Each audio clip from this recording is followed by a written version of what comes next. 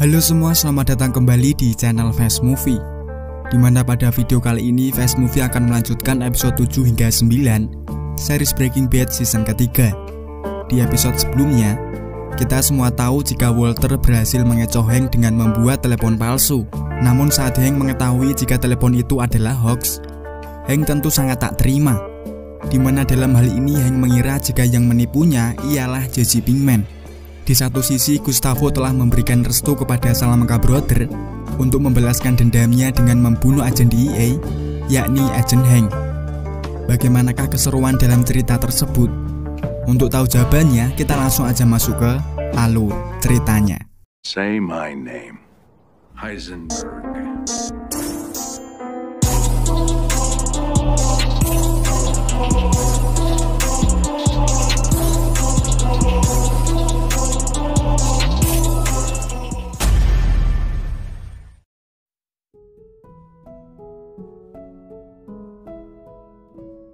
Episode ke-7 dibuka dengan memperlihatkan Hank yang tampak sangat marah sedang menuju ke rumah Jesse.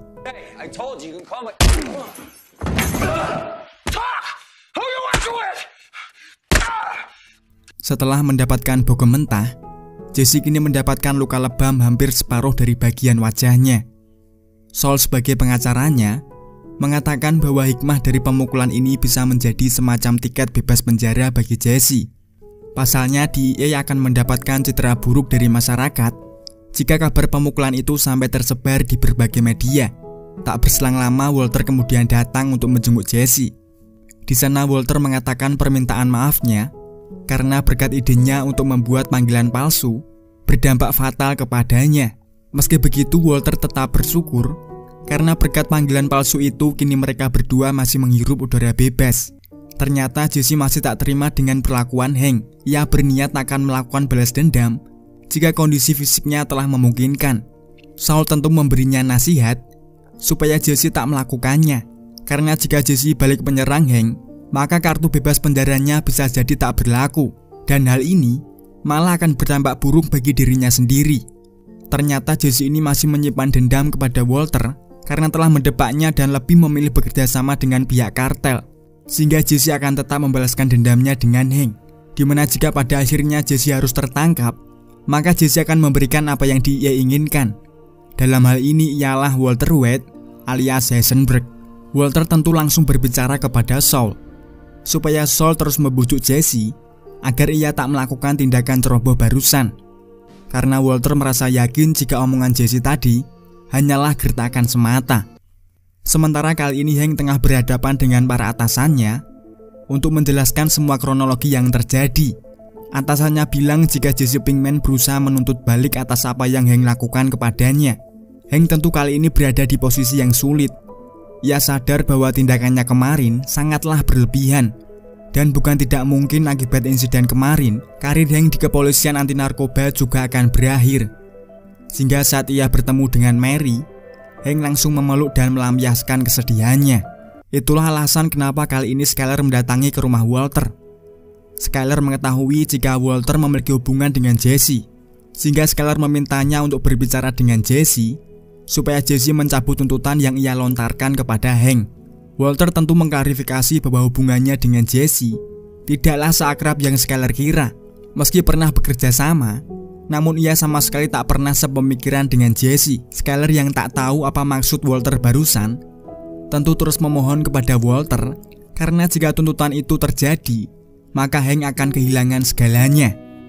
Di sana Walter hanya bilang jika butuh waktu untuk melakukan itu. Yang jelas ia tetap akan melakukan apapun supaya hal buruk tak akan menimpa Hank. Seperti biasa, Walter kali ini tengah berada di lab untuk segera melakukan tugasnya. Saat proses memasak berlangsung, di sana Walter mulai mencari-cari kesalahan Gale. Padahal seperti yang kita tahu, Gale ini adalah seorang ahli kimia sama seperti Walter. Perlakuan Walter barusan ternyata bukanlah tanpa alasan. Dimana Walter kali ini tengah menelpon Gustavo. Walter ternyata meminta izin Gustavo untuk menggantikan Gale dengan Jesse Pinkman. Walter beralasan bahwa chemistry-nya dengan Jesse yang sudah terjalin cukup lama, dimana hal ini akan berdampak pada meningkatnya produktivitas, yang mana hal ini tak akan bisa dicapai jika Gale menjadi asistennya. Setelah Gustavo memberikan izin, Walter langsung menawarkan kepada Jesse supaya ia mau kembali bekerja sama dengannya seperti dulu. Saat itu Jesse sama sekali tak tertarik dengan ajakan Walter, karena ia yakin jika penawaran ini bukanlah murni keinginan Walter, melainkan hanya strateginya supaya Jesse mencabut tuntutan kepada agen Hank. Walter terus membujuk, dimana jika Jesse bersedia, maka Jesse akan mendapatkan gaji $1,5 juta di setiap bulannya. Namun tetap saja, jawaban Jesse tetap sama. Dengan menolak uang sebesar itu, hal ini tentu menimbulkan pertanyaan besar di benak Walter. Di sana Jesse menjawab bahwa dia tidak menolak uangnya, melainkan menolak kembali bekerja sama dengan Walter. Semenjak Jesse mengenal Walter, Jesse merasa bahwa semua orang yang ia cintai telah meninggalkannya. Terlebih saat menjalin kerjasama, Walter hanya peduli dengan ambisi besarnya tanpa memperdulikan dirinya. Walter terus mengatakan bahwa dirinya adalah orang bodoh, tapi kenapa kali ini ia mengajaknya untuk kembali bekerja sama, ucap Jesse dengan emosional. Sebelum pergi, di sana Walter akhirnya mulai berterus terang bahwa mat yang Jesse buat kemarin memiliki kualitas yang sama bagusnya dengan mat yang ia buat. Saat Walter kembali ke rumah, tiba-tiba ia mendapatkan telepon dari Jesse, di mana kali ini Jesse akhirnya setuju untuk kembali bekerja sama lagi dengannya. Sementara kali ini Hank tengah membuat surat pernyataan bahwasanya ia telah mengakui semua kesalahannya. Dengan ini maka atasannya memberikan skors, di mana pistol dan rencananya harus disita selama beberapa waktu. Sebelum keluar dari kantor, atasannya bilang jika ia mendapatkan kabar dari pengacara Jesse bahwasanya mereka telah membatalkan tuntutannya kepada Hank. Hank tentu sangat lega mendengar kabar baik ini. Namun sayangnya kebahagiaan itu tak berlangsung lama, di mana setelah Hank berbelanja di sebuah minimarket, Hank tiba-tiba mendapatkan telepon dari anonim yang mengatakan bahwa akan ada 2 orang yang mencoba membunuhnya. Mendapatkan ancaman itu, tentu Hank langsung bersikap waspada sembari melihat ke sekeliling tempat parkiran tersebut. Hingga akhirnya,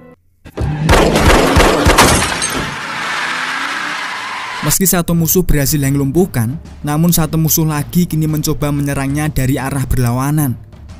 Meski telah terkena beberapa luka tembak, ternyata Hank berhasil mencari tempat perlindungan. Namun tampaknya Salamanca Brother tak hanya berhenti di situ. Ia terus mencari keberadaan Hank dan berniat membunuhnya. Setelah berhasil menumbangkan Hank dengan beberapa tembakan, Salamanca Brother ternyata ingin membunuh Hank dengan cara yang lebih sadis. Ia lalu mengambil kapak yang sudah ia siapkan. Sementara Hank memanfaatkan momen ini dengan mengisi peluru ke dalam pistolnya, sehingga saat Salamanca Brother hendak membunuhnya, Hank berhasil lebih dulu menembakkan pistol tepat di bagian kepalanya.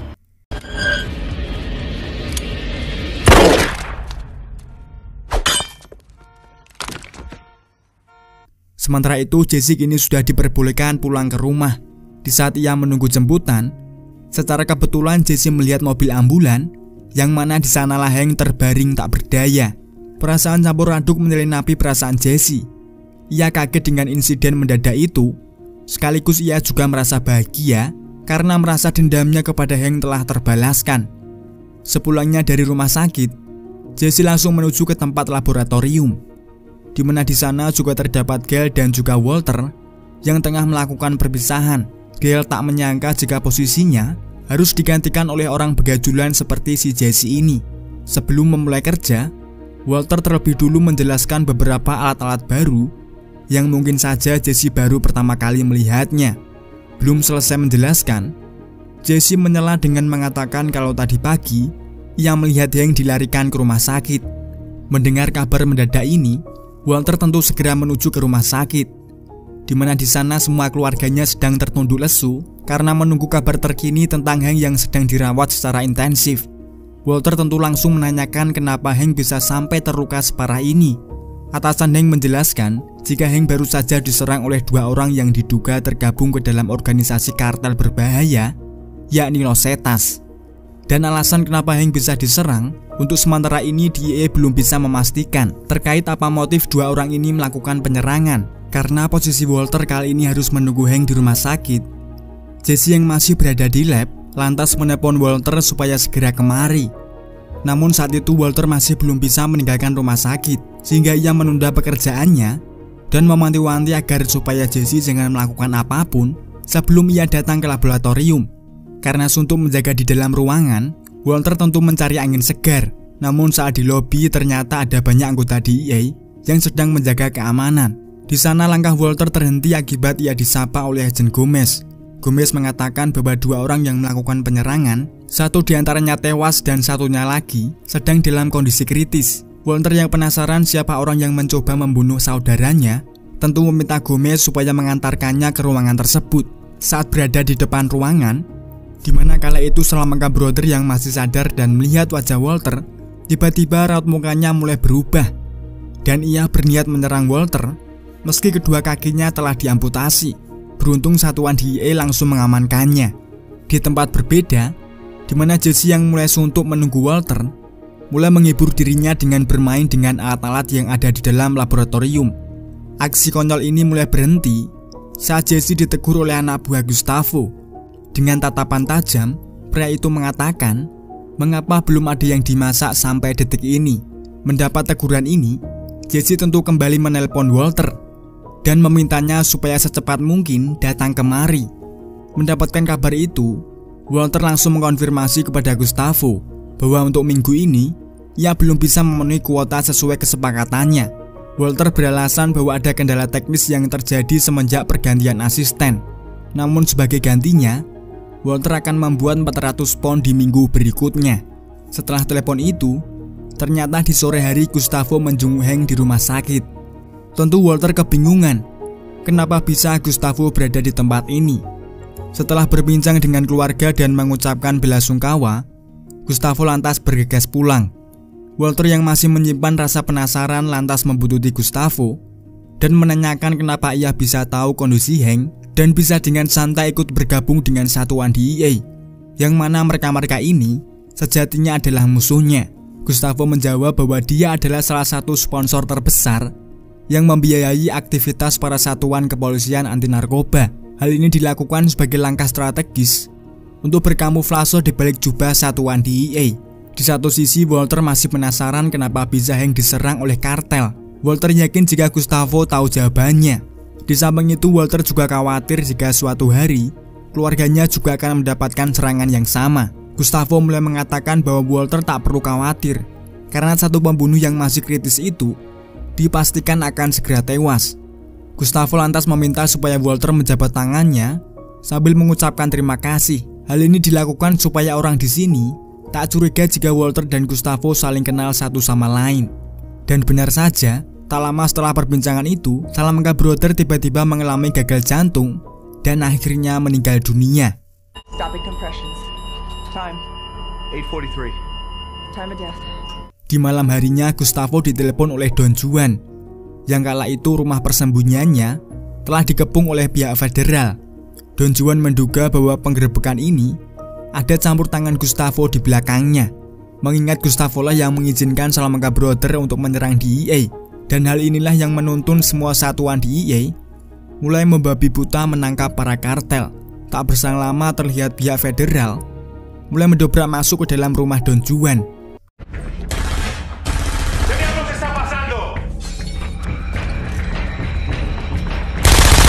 Sementara untuk kali ini, dokter mengabarkan bahwa pihak keluarga sudah diperbolehkan untuk menjenguk Hank, di mana di sana Hank masih terlihat belum sadar dengan beberapa alat medis yang masih intens melekat di bagian tubuhnya.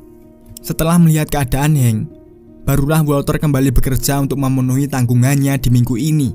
Mereka mulai bekerja lembur, mengingat mereka harus memenuhi 2 kali tanggungan yang harus mereka setorkan di minggu ini. Saat pekerjaan selesai, timbangan menunjukkan bahwa berat Matt kelebihan 1,5 pound. Jesse menyarankan supaya menyimpan kelebihan ini, supaya pekerjaan besok bisa lebih ringan. Namun Walter ingin tetap menyetorkan kiriman ini dengan jumlah apa adanya. Terlebih kelebihan beratnya hanyalah berbeda tipis. Dan seperti biasa, Walter dan Jesse ini selalu memiliki perbedaan pendapat.